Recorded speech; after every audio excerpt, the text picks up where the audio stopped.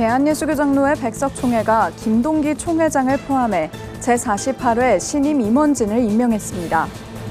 국민의힘 장동혁 대표가 취임 후 처음으로 개신교 연합기관들을 예방했습니다. 기독교 대한감리회가 급변하는 사회 분위기 속 교단의 대응을 모색하기 위한 미래정책연구소를 출범시켰습니다.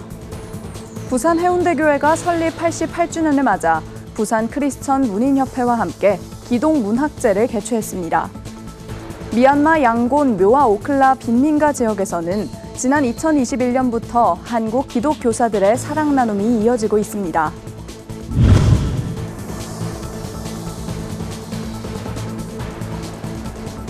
시청자 여러분 안녕하십니까? 구TV 뉴스입니다. 대한예수교장로회 백석 제48회기 정기총회에서 새 임원진이 세워졌습니다. 일만교회 부흥과 개혁주의 생명신학의 선교를 강조한 김동기 신임 총회장에게 분열된 한국교회 속에서 영적 지도자의 역할을 다해달라는 당부가 이어졌습니다. 보도에 김혜인 기자입니다. 그대들은 하나님이 주신 본의로 대한예수교 장로회 48회기 총회 임원이 된 것을 성부와 성자와 성령의 이름으로 선포합니다. 대한예수교장로회 백석교단이 제48기 정기총회 이틀째를 맞아 총대 천여명의 박수 속에 새 임원진을 확정했습니다. 김동기 총회장, 이승수 고기성 부총회장을 비롯해 선거인단 제도로 선출된 박종호 사무총장과 장형준 대외총무 등이 신규 임원진에 합류했습니다. 총회 설립자 장종현 대표총회장은 신임 총회장을 향해 다니엘처럼 기도하며 하나님의 뜻을 분별하는 영적 지도자가 되길 당부했습니다. 하나님을 두려운 마음, 하나님을 경외하는 마음을 가졌기 때문에 다니엘에게 축복을 주신 겁니다. 어떤 상황에서도 하나님의 뜻을 먼저 생각하는 영적 지도자가 저와 여러분이 다 되어주시기를 바랍니다. 달날일 때 다 주었고 통합했다 그럴 때 다 통합 줬고 이름 주었고 다 주고 나니까 백석으로 돌아오더라 이거요. 하나님 앞에는 던지는 거요. 내 몸이 내 것이 아니에요. 김동기 신임 총회장은 마녀교회 부흥과 개혁주의 생명신학을 통한 세계 선교를 강조했습니다. 또 목회자 연금 제도를 정착시켜 건강한 목회 환경을 조성할 것을 약속했습니다. 백석백인 1만 5천 부흥운동을 펼치면서 모든 미자립 교회가 100명 이상 모이는 교회로 성장하도록 도울 계획입니다. 그리고 우리 교단이 이제 10,000개 교회가 넘은 이제 대형 교단이 됐는데 1만 3천, 1만 5천 교회가 되도록 여러 가지 최선을 다해서 계획하고 진행해 나갈 계획입니다. 박종호 사무총장은 분열된 한국교회를 연합과 통합으로 이끌어 주님의 뜻을 이루는 총회로 만들 것을 강조했습니다. 우리 한국 교회들이 많이 분열이 되어 있습니다. 그것을 연합하고 통합해서 우리 주님이 원하시는 뜻을 이루어가는 그런 총회가 되는 데 있어서 제가 있는 힘을 다해서 최선을 다하여 이번 총회에는 서기 박대순 목사, 부서기 강형규 목사, 부회계로 조례자 목사가 임명되며 백석교단 최초로 첫 여성 임원이 탄생했습니다. 백석 예수생명의 공동체를 주제로 한 이번 총회는 17일까지 이어지며 기독교 방송사 임원진과 예수교장로회 국제연합총회 등이 함께했습니다. 구TV 뉴스 김혜인입니다. 국민의힘 장동혁 대표가 취임 후 처음으로 개신교 연합기관들을 예방했습니다.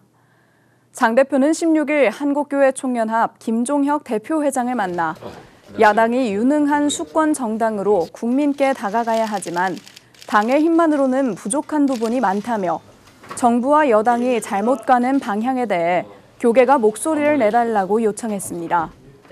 김종혁 대표회장은 지난 정부와 국민의힘이 무속 사이비 종교와 결탁한 점, 군사 독재의 아픔을 기억하는 국민 앞에 군대를 동원해 통치하려 한 점은 받아들이기 어렵다며 과거의 과오를 극복해 건강한 야당으로 나아가길 바란다고 말했습니다.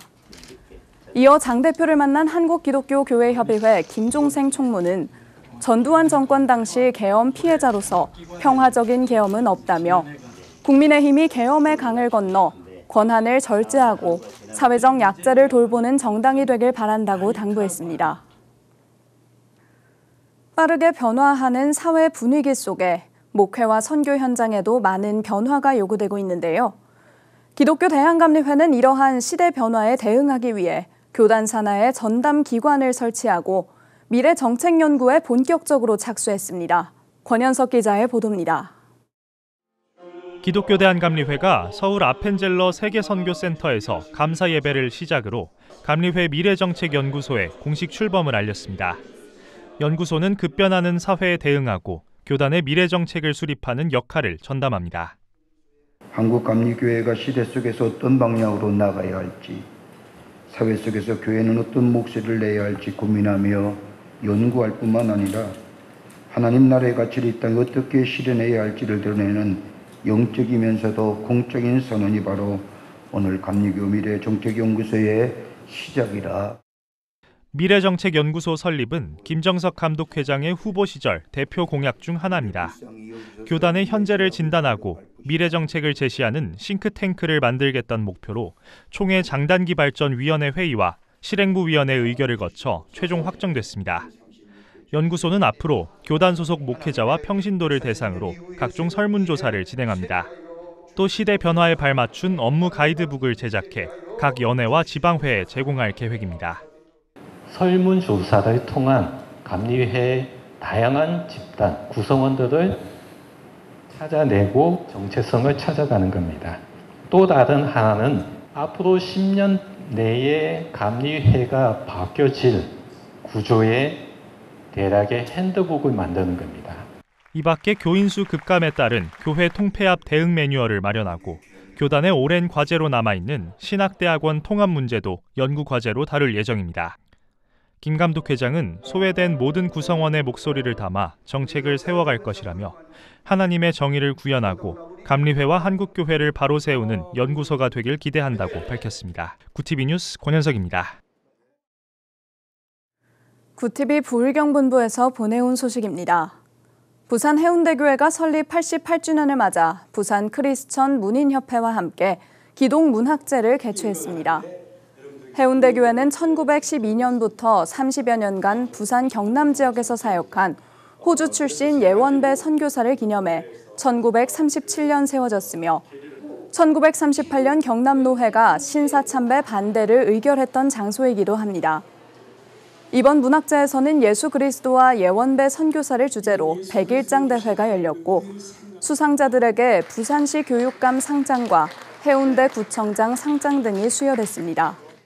항상 하나님을 의심하고 또 밀어내기도 하지만 그럼에도 여전히 사랑해 주시는 하나님에 대한 감사함과 고마운 감정, 미안한 감정들 그런 걸 담아내려고 노력을 했던 것 같습니다.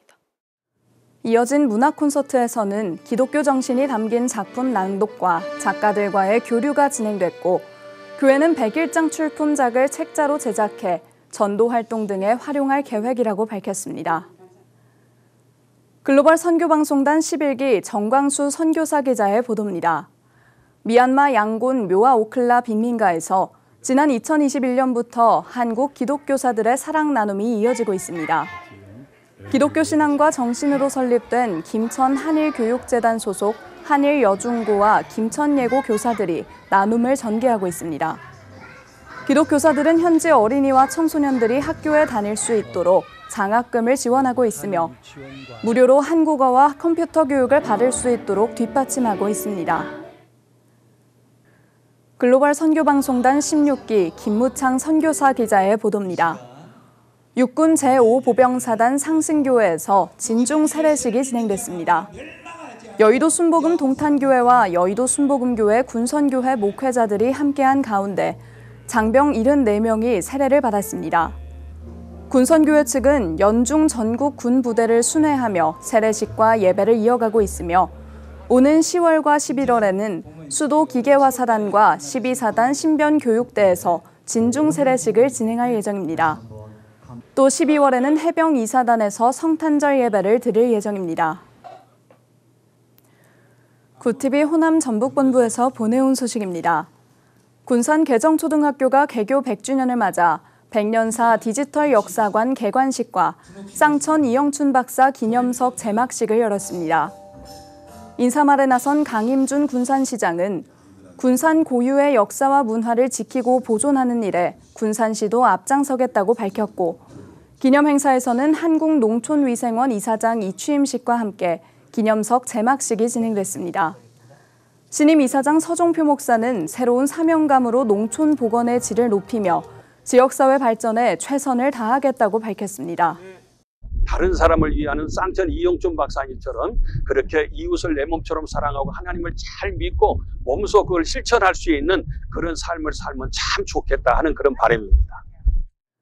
한편 한국의 슈바이처로 불리는 쌍천 이영춘 박사는 국내 최초로 학교 급식소와 보건실을 세우고 다양한 의료 선교를 펼치며 농촌 복원과 위생, 복음의 토대를 세운 인물로 평가받고 있습니다.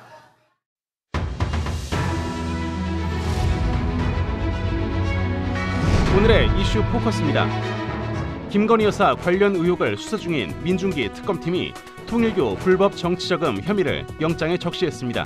특검은 통일교 자금 2억 1천만 원이 국민의힘 광역시도당 등에 기부된 것으로 보고 한학자 총재와 측근들을 공범으로 지목했습니다. 또 교인 집단 입당 의혹과 함께 김 여사를 정당법 위반 피의자로 명시했습니다. 정부가 국정운영 5개년 계획과 123대 국정과제를 확정했습니다. 첫머리에는 4년 연임제와 결선 투표제 도입 등 권력구조 개편을 포함한 개헌 추진 내용이 담겼습니다. 수사, 기소 분리, 공영방송 지배구조 개선 등 권력기관 개혁도 주요 과제로 제시됐습니다. 정부는 국정과제를 이행하기 위해 범정부 협의체와 입법 상황실을 운영하며 국민 의견을 반영한다는 방침입니다. 트럼프 행정부의 25% 관세 영향으로 8월 대미 자동차 수출이 15.2% 줄며 6개월째 감소했습니다. 반면 유럽을 중심으로 친환경차 수출이 늘어 전체 수출은 55억 달러, 전년 대비 8.6% 증가하며 3개월 연속 상승세를 이어갔습니다. 전기차 내수 판매도 8월까지 14만 1,000대로 집계돼 지난해 연간 판매량에 근접했습니다. 이찬진 금융감독원장이 16일 금감원은 공적 기관으로서 정부의 결정을 충실히 집행할 책무가 있다고 밝혔습니다. 전날 2억 원 금융위원장이 수용 의사를 밝힌 데 이어 이 원장도 같은 뜻을 내며 금융당국 수장들이 정부 조직 개편 방침에 힘을 실었습니다. 대통령실이 조희대 대법원장 거취 논란에 대해 입장을 밝혔습니다. 16일 우상호 정무수석은 대법원장 거취를 논의한 적도 앞으로 논의할 계획도 없다고 전했습니다. 앞서 강유정 대변인이 조 대법원장 사퇴 요구에 원칙적 공감을 표시해 논란이 확산됐지만 대통령실은 사법개혁 취지에 대한 일반적 공감일 뿐이라며 확대 해석을 경계했습니다. 군 당국이 지난달 이재명 대통령의 반일 방미 기간 중 중국이 하루 평균 3척의 군함을 서해 잠정 조치 수역에 투입했다고 밝혔습니다. 이 가운데는 6,000톤급 최신형 스텔스 호위함도 포함됐습니다.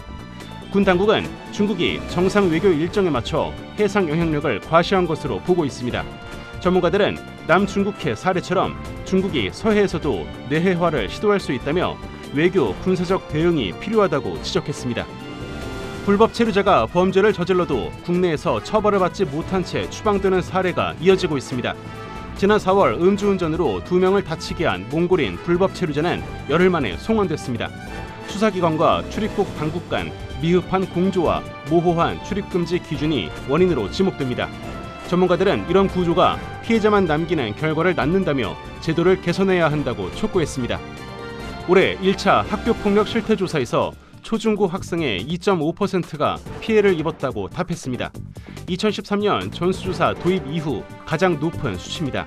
특히 초등학생의 피해율은 5.0%로 가장 높았습니다. 피해 유형은 언어폭력이 가장 많았던 가운데 집단 따돌림과 사이버 폭력이 증가 추세를 보였습니다. 교육부는 갈등을 교육적으로 해결하기 위해 관계회복 숙려 제도를 내년부터 시범 운영할 계획입니다. 구티비 뉴스 김태우입니다.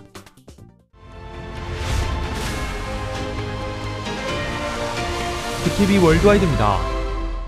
현지 시간 15일 이스라엘군이 가자시티에 대한 지상작전에 돌입했습니다. 이날 저녁 이스라엘 공군이 대규모 공습을 단행한 직후 전차들이 도심에 투입됐습니다. 이번 공세는 루비오 미 국무장관이 네타냐후 총리와 회담을 마친 직후 시작됐으며 루비오 장관은 작전을 지지하되 조기 종료를 요청한 것으로 전해졌습니다. 이스라엘은 하마스 제거를 선언하고 주민 대피령을 내렸습니다.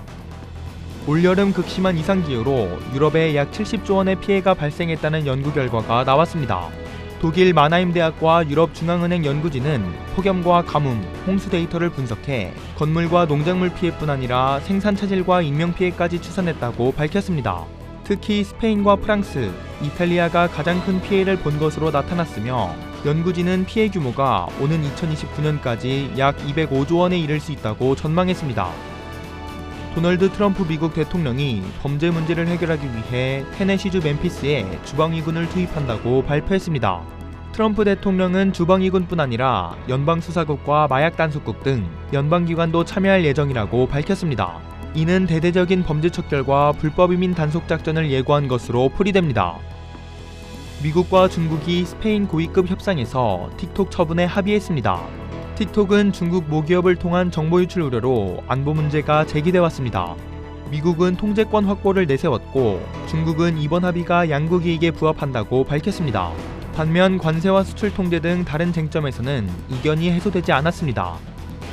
중국의 지난달 산업 생산, 소비, 투자가 모두 시장 전망을 밑돌며 트리플 쇼크를 기록했습니다.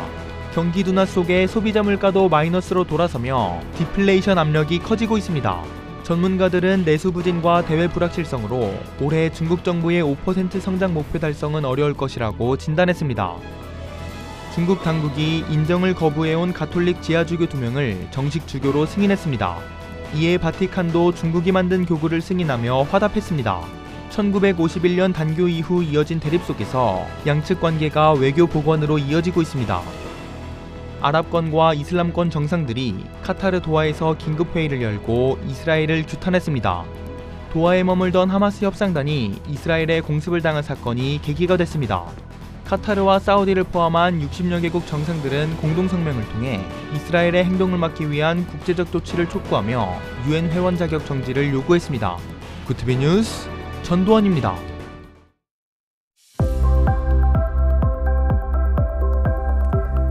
내일도 전국에 가을비가 내리겠습니다. 내일 밤까지 중부와 전북, 제주에 최고 60에서 80mm 이상의 많은 비가 내리겠는데요. 이번 비가 지난 뒤 금요일과 토요일 사이에도 전국에 또 한 차례 비가 내리겠습니다. 이어서 전국 날씨입니다.